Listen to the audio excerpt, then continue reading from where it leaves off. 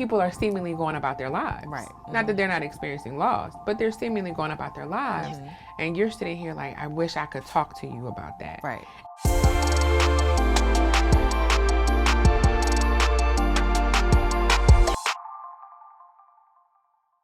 Hi everyone, it's me, Dr. Tosh, and welcome back to another series with Operation Heal. This one is near and dear to my heart because it's all about exploring the Black woman's mind. And so today, I'm really excited that one of my new friends, Miss Ciera Armwood, is here today to talk with us about her journey on her path of healing. So, Ciera. Hi. How are you? I'm great. Good. We're going to talk today. Okay. Right? And so it's a safe space. I want you to feel that. Okay. And know that. And so let's start with you talking to us a little bit about who you are and what you do and all the things that make you Ciera. Great. I am Ciera Armwood. I recently just opened a mental health clinic that specializes in the LGBTQ community. All right. We offer substance abuse treatment, therapy and counseling and all of the mental health components. I have assisted living. I own a trucking company, an online shoe company. Okay. A few things that I'm doing with a 3-year-old. She just turned 3, May 25th. So. All right. So you are busy. Too busy. Okay. Yes. You are busy. So first of all, congratulations. Thank you. On opening up a mental health clinic, because we know how important that is, and then all of your other ventures and careers, and then the identity of mommy. Yes. Right? That's my favorite job, but I understand. A job nonetheless. Yes. So let's talk about another identity that you've had, which is being a fiance. Yes. Right? And we know that as life sometimes happens, it didn't go the way that it was planned, right? The way that it was written. Right. So why don't you talk to us a little bit about that experience of grief and loss? Okay, so my experience with Ali Hines is his name. We've been together for 15 years, and this Memorial Day weekend was my 15-year anniversary with him, and it was amazing. Honestly, I can say from the beginning to the end, I really experienced true love, and that's one thing that I'm happy about with this year passing. And I go back to look at his death, I just am happy to experience that true love, because a lot of my friends that I've been friends with, of course, for all my life, have never experienced that. So that's one thing that keeps me going. But I don't know, really, the other part. I just think of that I really had a true soulmate, and I can really say that. Yeah. During our relationship, of course, everybody has ups and downs, but I never thought that I lost my person until he passed, and I was like, oh my God, that was my person. Right. And absolutely. So it's something that you said, which is, I've had a chance to experience true love, right? Yes. This was a relationship that has lasted 15 years. So talk to me about true love and what that was like for you. True love is that, oh my God, in the morning. So what I'm missing is waking up to him in the morning. Yeah. A lot of people think that it's hard to go to sleep. It's not hard to go to sleep. It's when I get up and I look over and he's not there. So that was what I look forward to before in the mornings, just waking up and seeing how we're going to start our day, because he was a Gemini, so I didn't know who I was waking up to in the morning sometimes. So so that's the part of the true love that I missed and that I experienced, and I knew that above everything, that even if he got on my nerves or something with the baby, we argued about that he still lit something in my soul that I'm just like, I ain't worried about that anymore. Come on, what we gonna eat, or something like that. Is what I believe was my true love, because no matter what it was, we still made sure that at the end of the night, in the beginning of the morning, we was there. Absolutely. Now you mentioned your daughter, so your daughter's 3. Yes. And so one of the hard parts about loss is there becomes a loss of memory for her, right? Because as she grows up, what she's going to learn is based upon what you tell her. Right. And so what have you, and I think this is always important because people struggle with this, in what we explain to children, right? When we say this person isn't here anymore, what did you find yourself telling your daughter? Well, honestly, so she's a Gemini as well, and they had an amazing connection. When my daughter was born, it really was like, oh, who's Ciera, who? Right. But I was okay with that because I needed my daughter to experience that love that I knew that I had from Ali as Right. well. So she talks about him more than I do all the time. She talks about him all the time. She looks for his pictures. She goes in her iPad and go to the pictures, or she'll ask for my phone and she goes to his videos. And I honestly like, wow, because that was my biggest fear, that she would forget him because she was 2 years old. But I don't think that is going to be with her. So she talks about him. I haven't really told her too much that that he's gone to heaven, but I don't know. So for his birthday, we went there, and that was my first time taking her to the cemetery. And from that day after, she's always say, if somebody asks about her dad, she'll say, "My daddy's gone. My daddy's gone." And for the life of me, still, I'm trying to figure out where did she get that from, because I have been struggling to say where he is. They had Dad and donuts for Father's Day at her school. And she just was looking, and I kept on saying, dang, she's probably waiting for her father to come, but she never said anything. Yeah. So that was the part that I was like, okay, I have to figure out what am I going to say to her and how am I going to say it to her. But I think that she thinks he's still here, and I think that he's still here sometimes, because my therapist said that I talk like he's still here. I haven't reached the point to say, I still talk like, well, Ali would have said, or Ali would have did. So I'm not there yet. So I don't think that, I don't really know what to say to her because I'm not there yet. Absolutely. And let me say, and your therapist has probably shared this with you, that's developmentally appropriate, right? There is going to be a time where,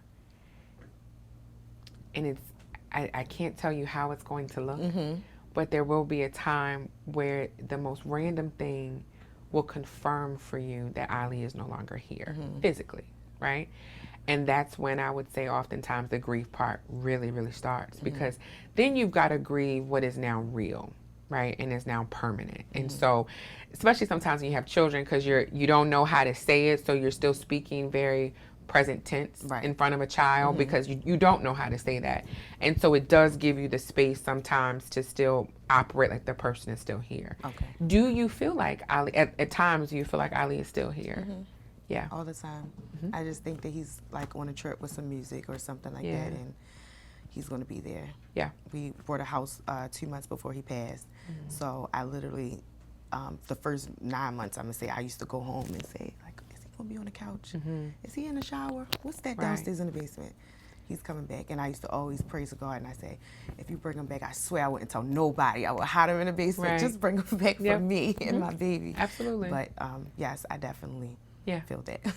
Do you feel like people won't understand you when you say those things? Yeah. They don't. I will say some people won't if they've not experienced it. Right? Yes.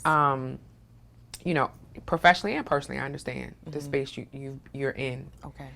And you do have those moments where you're trying to bargain with God, where you're like, I really won't say anything because I know I probably shouldn't. Right. Or you do have those things, or, you know, you find, we're talking about women, right? And you know, as a woman, you find yourself getting mad about something like, you know, when he said this is what I needed to say. This is what I need to say. And then there's a reality that kicks into that person is not here. And so that is a part of your journey that you're going to go through, where you are still going to operate very much as though he's here. And then I tell you personally and professionally, and then there's going to be a moment where you're going to be reminded that person is that he is gone. And that can be a very dark space. That can be a very deep space. And so you got to have a support system, right? Who do you put in your support system that understands not just grief, but understands the loss of who you were going to do life with? Who do you put in that circle? So my support team system is amazing. My mom, my grandmother, my sister, my friends, oh my God, my friends, my girlfriends, everybody around me is an amazing support system, but I still feel like I let them support me to an extent, if that makes sense. And that's really like household things or helping with the baby. I haven't really talked to anybody much because I don't think they're going to understand. And nobody has experienced what I've experienced in my immediate circle. So it's like I kind of, and I feel like everybody has lost something from the losing of Ali, because he was just an amazing person. So everybody is dealing with this, maybe not as much as I am, Right. but so I kind of don't want to talk to others about it, because I don't want to get them in a bad space or make them feel bad for the day or sad for the day. I try to uplift everybody, and I'm still just like inside. I was going to point out the irony of that is in your effort to not make someone else feel sad, you sit on your feelings. Yes, all right? the time. Which is so common for us as Black women. We sit on that because we think, I don't want someone else to feel what I'm feeling, or I don't want anyone else to feel bad. Right. But sometimes it's to our detriment. Right. Right? Because now people are seemingly going about their lives. Right. Not that they're not experiencing loss, but they're seemingly going about their lives. And you're sitting here like, I wish I could talk to you about that. Right. And that doesn't mean that your support system is not open. Right. It really, that's an issue, a challenge that we have as Black women, is just being very comfortable, being vulnerable, and saying, I need to just talk about this. And I know that it might make you feel bad. Right. But I gotta talk about this, because my identity was that of fiance, Right. which is gonna be different than that of friend or whatever. And so, I really do encourage you to when you're ready, Yes. to find that time to say, I really just want to talk to you about that. Okay. Now, we've talked kind of around who Ali Yes. is, right? Tell me, if you had to paint a picture to me of Ali, what would that picture look like? The picture of Ali would just be a big smiley face, just like crying, the emoji with the tears crying down. That's what I would paint, because he's so funny. He's so talented. He is an amazing person. Yeah. That's just my boo. I miss him so much. Oh my God. Absolutely. And so I paint these pictures all the time. Like that question. That's why I was able to say what I paint in my mind all the time quick, because I paint those pictures of him all the time. But lately it's been like fading away, because I'm trying to see if I don't do those things, will it bring me some type of happiness or bring me some type of good days? So that's the only one I can really say about him if I paint the picture. But anybody and everybody that knows him will say the same thing about that smiley face comedian person. Yeah. But at home, a gentle person, a listener for sure. Yeah.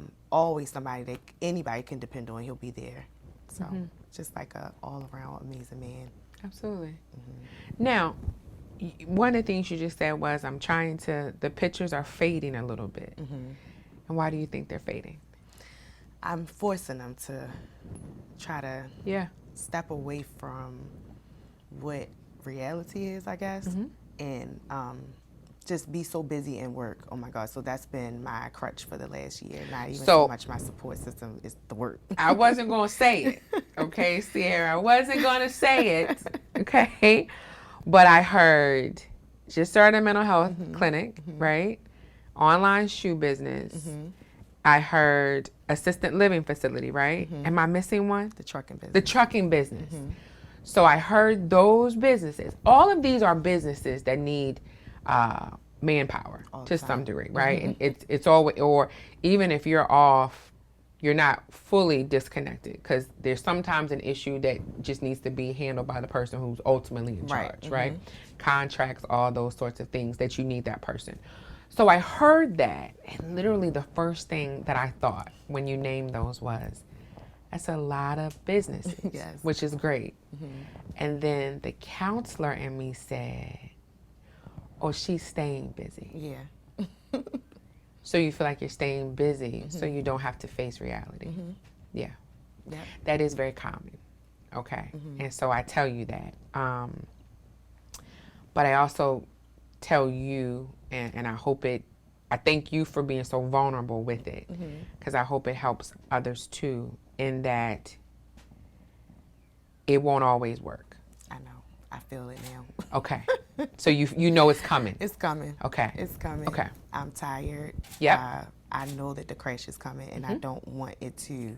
What I feel is that it's going to be bad when it happens. So I am trying to figure out how I'm going to handle that, because when I crash, I know that it's going to be bad, because I feel it. And it's like, within this year, it's a whole lot of feelings that I'm experiencing that I never knew about before. Right. Anxiety, for sure. Right. Because I feel like when I do think about Ali, that's why I'm trying to not even think about him 24/7, but the pictures of how my life was supposed to be in my mind. I get like this really, really bad tightness in my chest, and I'm like, oh my God, I'm losing it. And I try to shake it off and get myself together, go back to work, because that's what I've been doing and trying to, you know, do what I need to do to raise my baby, because I need her to still have the same life that we planned for. So, yes, work has been my crutch. Yeah. And even though I'm so tired right now, I don't know what to do, but I've started and people are depending on me, and people need me every day, whether it's my staff or my clients. I got to be there. So I put all of my stuff to the side so that I can be there to help somebody else. And wow, I can feel that it's going to get bad, isn't it? Yes. Okay. And I let me be clear. I'm not saying that to you like, yes, it's just gonna be bad. Right. But I'm saying to you, it goes dark. Okay. And so, but it doesn't have to go pitch black dark. Okay. You know how when it's dark outside at 8 o'clock, then it's 10 o'clock dark outside, then it's 2 a.m. dark, right? These are different darks. Right. Okay. And so I think the fact that you've got a great support system is going to help some of that. Yes. What will also be really important is to start looking at, and this is something that's a challenge for Black women, right? For us as Black women, I'm preaching to myself too. And with these businesses, who can run it for 10 days without you? You got to find those people there. That was him. And I'm not, when I say, and I think I'm comparing to when I do find help, because Ali would have done it this way, right? And I wouldn't have had to, if anything, I could depend on him. Like I said, he's my number one go-to. Any little thing, I could rip my pants or something, I'll call him like, I ripped my pants, right? And he'd be like, Ciera, just go and get about it. Okay. But then he would call me and say the same thing, and I would say, okay. Like, we talked all the time, so he was my go-to for everything. So now, like I said, if I find good help, I'm just comparing, or I'm saying nobody is going to be dependable like him. Nobody is going to be there for me like he would. Right. And that's what I just keep having in my mind. I know that that's not a good thing to do, but that's how I feel. Which is ultimately then why you can't get the people at each place, not that you don't have good staff, but you can't get them to say, I can disconnect for 10 days. Right. Right. Because so much of that is what I'm hearing. You've lost your fiance who you were going to do life with, but you also lost the person who's your partner. And that's different, right? Yes. You can be in a relationship but not be in partnership. I think he was my soulmate. Yeah. Honestly. Because relationship doesn't always mean soulmate. No. Relationship doesn't always mean partnership. Right. There are a lot of people who are in relationship who are not partners with each other. Right. This sounds like for you and Ali, you could say this is what's happening at work, and he could give you a solution. Right. Like a partner. Absolutely. Right? And vice versa. And so subconsciously you are comparing. Yes. But remember, the comparison is always going to be flawed, because you can't separate the partner from the soulmate, right? So you've got the partner who was my soulmate who could do all these things for me. They're never going to be able to do that part for you. Right. So Ali is going to want you to find those people. So when you need to take that time, you can take it. Okay. Because I feel like that's what he would say to you. Because when y'all would go on vacation, somebody would have to run the businesses. Right. Right? Because y'all are going on vacation together. So who would run it then? But we wouldn't go for long. Right. So who would run it then? My mom, I can honestly say. But, and that is the next person I could say that if anything happens, she is, I always laugh at her and tell her that she's, I say, Ma, you so TTG. And she say, what is that? And I'm like, right. So trained to go. Like with any aspect of my life. That's any aspect. So she definitely would be the next person. But I put so much on her, I feel. She says that I don't. But I put so much on her with helping with the business, helping with the baby. She's the person I call instead of Ali and say, Ma, do you know? Yeah. And then just to say it. And then most of the time, she don't give me the response that Ali would. Right. But of course, she just answers, and that's all I need sometimes. Yep. So definitely her, but it's still me thinking, I got to get over that part, don't I? Because you can feel it coming. And I think that speaks volumes to your own, emotional connection within. You can feel it. Yes. And so because you can feel it, you've got to get that set up, because that's when your grief journey is going to start. Okay. And so to prep you for that, right? Because I think that's important. That reality hits like a wall. Right. And then you got to sit in that for a little while. And even talking to people like, I just realized Ali is gone. Right. They're going to be like, well, yeah. And for you, it's not, well, yeah. It will have just hit, right? And so I think your body is telling you, we're approaching where we're going to start that grief journey. Okay. And I will say grief is not always, what you see on TV and a person has one good cry and then they're okay and then they go, frolicking through the woods, right? That's it. It's going to ebb and flow, especially because you have a child and, it's different. So sometimes I think as parents, as adults, you turn it off a little bit when she's coming in, so you might turn it off. And so I really, I say this, I'm happy you're about to go on that grief journey. Okay. I'm not happy for pain, Right. but I'm happy for you because you can't start healing until that happens. Okay. Right? So I say to you, I'm so excited to hear that you are working with someone, because it's important that people know that. People often think that you're healing, you're the fiance, etc. You'll kind of get over it. Right. You'll date at some point in time in life, all of that. But people often don't realize that there is a part of life that goes by where you've almost left reality. Right. And you've created your own, right? Right.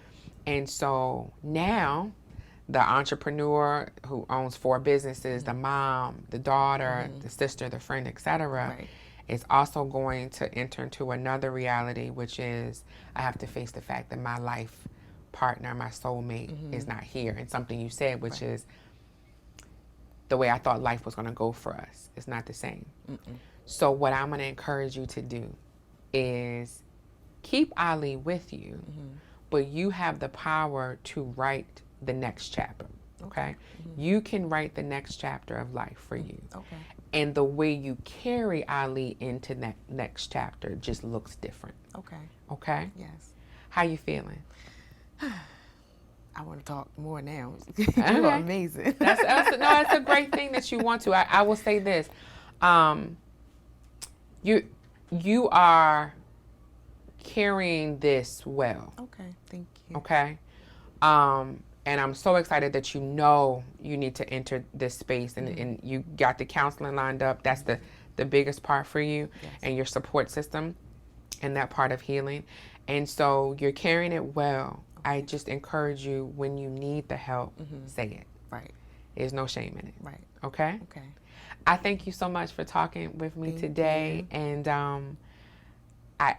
I can see your partnership and your love for Ali. And so that's in this space and in this room. And so I hope you feel that he's pleased with how you are honoring him. Yes, I hope so. Absolutely. Thank you, and we'll talk again. Thank you. All right.